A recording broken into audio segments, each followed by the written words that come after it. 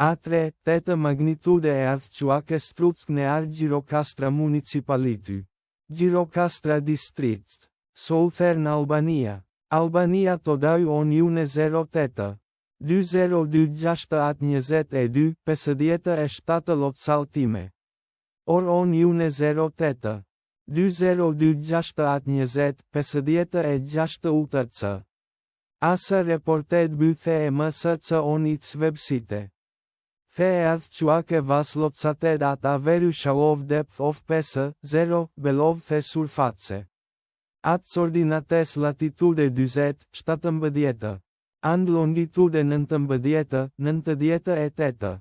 The exact magnitude. Epicenter and depth of the quake. Might be revised within the next 5 hours or minutes as seismologists review data.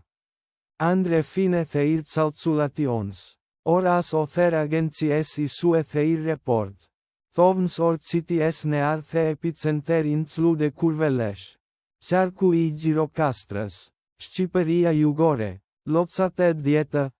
Ora about 6:21 miles from epicenter.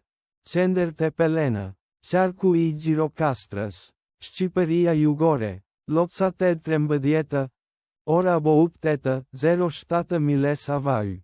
Tepelena. Qarku I Gjirokastras. Shqipëria Jugore. Lotësatet 15.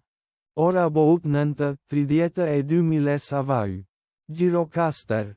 Qarku I Gjirokastras. Shqipëria Jugore. Lotësatet 17.